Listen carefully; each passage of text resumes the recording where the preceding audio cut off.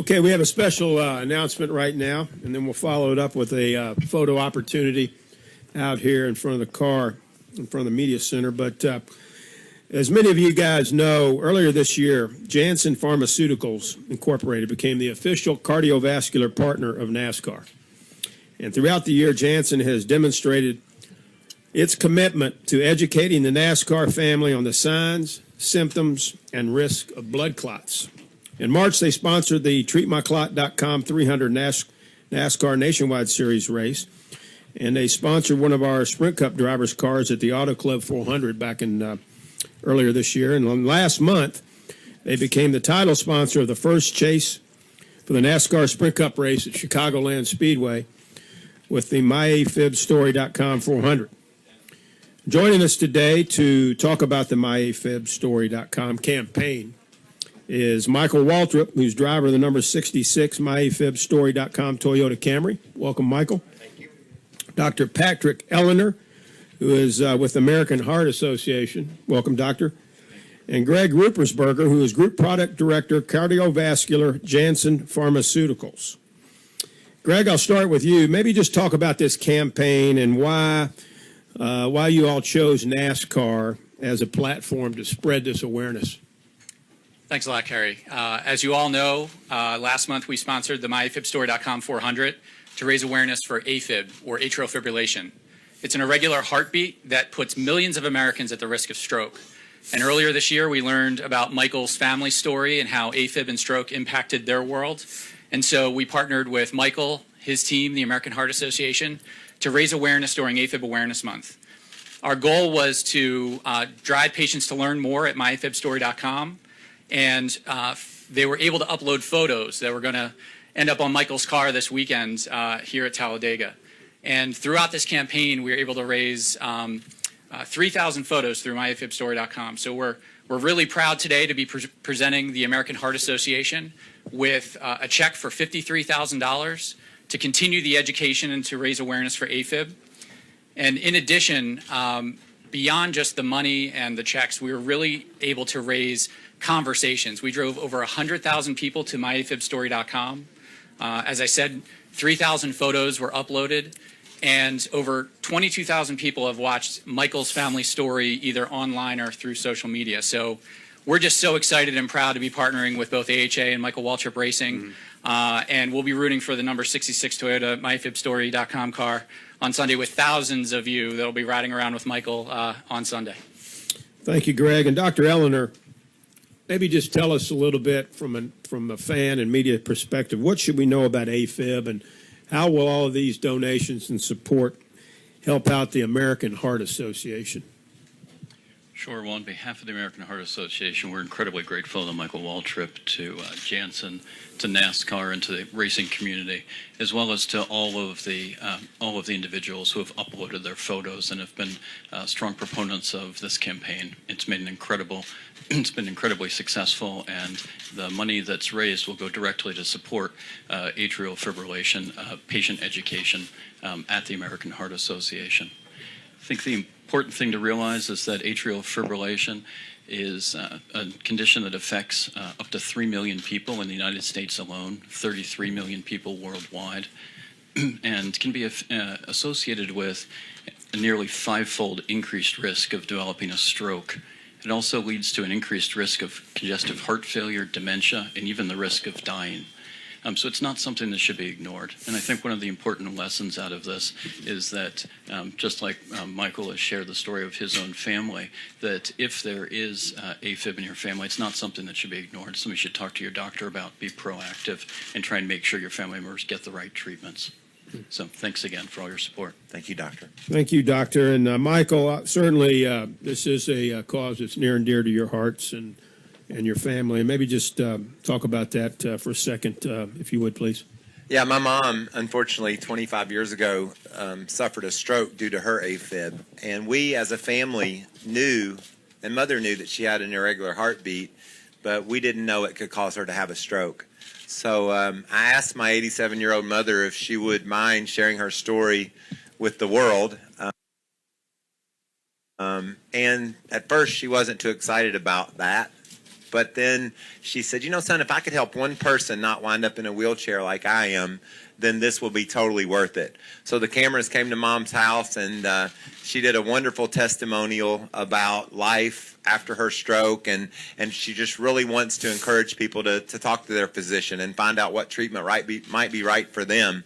I'm really honored to be able to hop in the number 66 car with the thousands of photos on it and race my car. But I'm telling my buddies, I'm like, it's pretty cool. I'm coming to Talladega and I'm racing my mom's car. That's a great feeling and should be a great weekend, and really happy that Janssen Pharmaceuticals uses a NASCAR Sprint Cup Series as a place to market to all the folks around the country that love NASCAR so much. So thank you, Greg. Thank you, Doctor, for the support, and we're looking forward to a great race this weekend.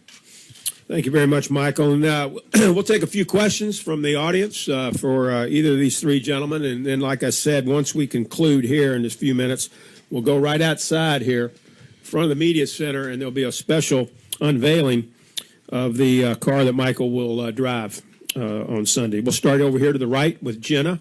Raise your hand, Jenna. We'll get you the wireless mic. If we could, please, Sam, and then we'll go to Steve Post. Jenna Fryer, AP. Michael, do you have a better shot of winning Sunday or Dancing with the Stars? Well, I've won here before, so I'm going to go with Sunday, because if that dancing program was just about straight up dancing, I'm pretty sure Alfonso's better than me. I saw a video of him as an 8-year-old dancing on Broadway when I was 8. I wasn't doing much dancing, but it's been a wonderful experience. I had the best time last week doing my disco, and I was so proud of it until those 4 judges spoke, and they didn't like my disco so well. One of them said, and I quote, "It was entertaining as hell, but I'm tired of being entertained." Well, what the heck?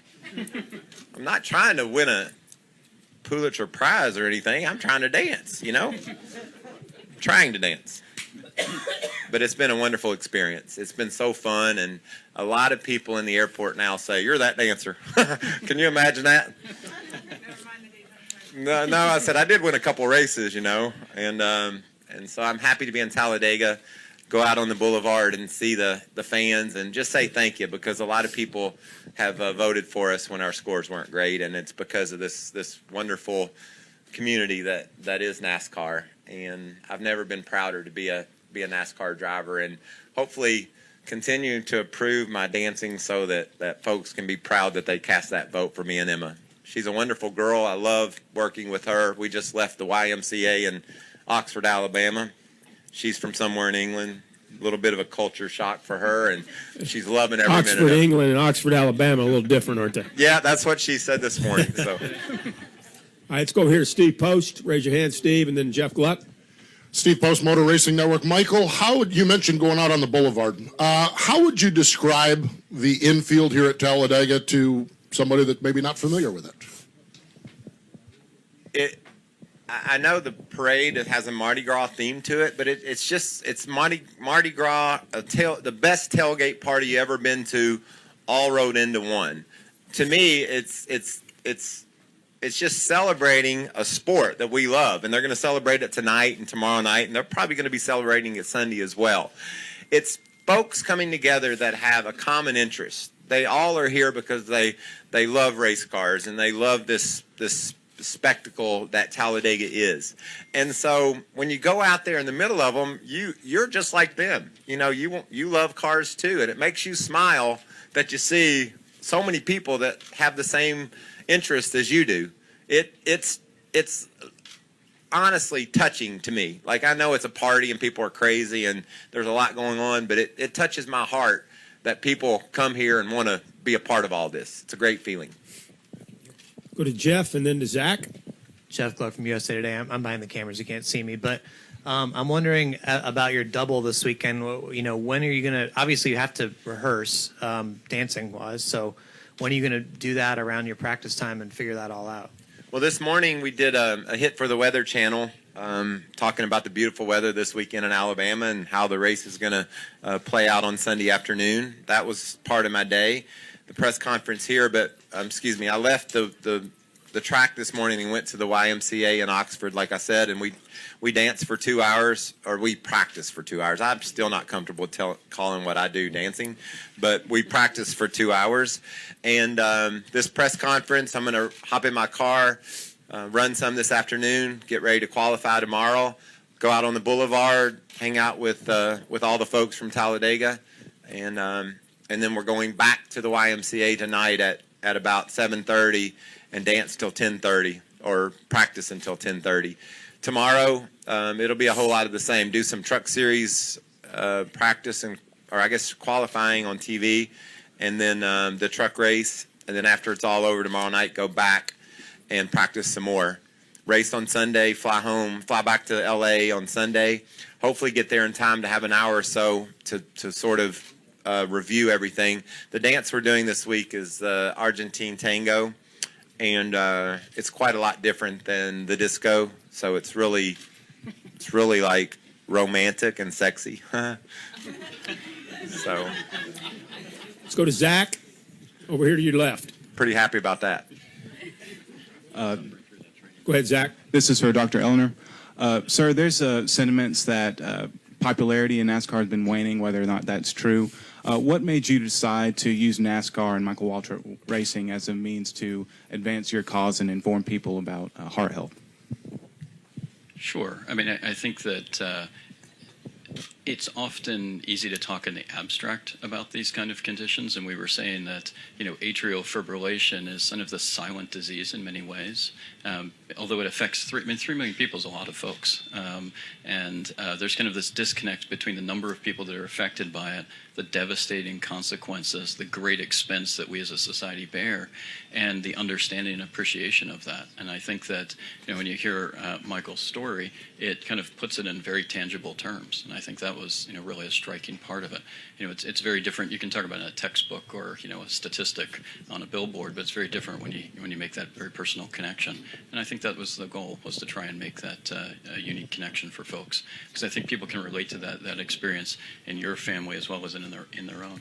And in my case, Mom's is a perfect example of why we're trying to raise awareness. We knew that Mom's irregular heartbeat was an issue for her, but we did not know it could lead to stroke. And so the millions of people that follow NASCAR, I've gotten so many notes on my Twitter and on my social media about folks that have been affected by AFib and how their family has dealt with it. So it makes it real, like you said, and I'm thankful that I've had this opportunity to share Mom's story with the hundreds of thousands of people that have joined in and understand what we're talking about. And the American Heart Association's also has developed a website that's going to have a much greater and deeper understanding for patients about atrial fibrillation. I think most of the medical content that's out there on the web is pretty superficial, and people needed to get a deeper and more thorough understanding. We'll go to Stan, and then we'll maybe have time for one more. Go ahead, Stan, right behind the cameras here. Yeah, Stan with Counter. How does an individual know they're coming down with AFib? Sure. What's the signal? Sure, it's a great question. It varies a lot by age, and that can be one of the difficult things with it. It tends to be that younger and healthier people might feel a racing heartbeat or palpitations. The older that you get, and it's important to realize that most of AFib occurs in older individuals. So if you're in your 80s, it's about 1 in 10 people in the United States. It's a lot. When you're in your 70s, it's about 1 in 20. There, you may not feel anything. You may feel tired. So the most common symptom when you're older is going to be just feeling tired. A lot of times it's picked up when you're in your doctor's office. They might have felt an irregular pulse. They might have noticed it run an EKG. You might have gone in for some other medical test, and it was picked up. But I would say the most common thing is just feeling worn out or tired. Now, I wouldn't say everyone that's a little tired today should go running off to their doctor. You have to be careful about that too. But that's really the most common symptom. What we're trying to avoid is to raise awareness, because the real tragedy is when someone shows up, and this happens very often. Sometimes the first presentation is with a stroke. It can be completely silent. You show up in the hospital, you've had a stroke, and they find out, oh, you're in AFib, and we don't know if you've been in a day, a week, or a year. Yeah, so that's what we'd ideally like to avoid. Time for one more. Anybody else before we go outside? All right, Al, back in the corner. Final question. far right. Well, back Michael, corner. I'm going to ask you another dancing question. What's the best airport experience that you've had since you've been on the show? You talked about people, coming up to you and say, "Hey, you're that dancer now." What's the best run across that you've been through, going through? It's just the first time it happened. I didn't see it coming. I was walking through the L.A. airport, and this lady who happened to be older, and her husband, literally, I saw him just stopped and just pointed at me, and she said, "You're that dancer," and I said, "Well, I'll be darned. I guess I am." And she said, "We love that show and we vote for you." And they were in their 70s or 80s, and I told them, how much I appreciated that. And they said, "Don't worry about what those judges say. Just dance and have fun because that's what we enjoy watching." So I love it. I love that people are so happy to see that. Makes me happy. It says in the Bible when you sing, you're supposed to make a joyful noise. Well, when you dance, you probably, if it's noisy a little bit, it's joyful, then it should work. I think. Thank you very much, Michael, Dr. Eleanor, and Greg. Congratulations on this partnership with NASCAR. We're very, very excited and pleased to have Janssen Pharmaceuticals with us.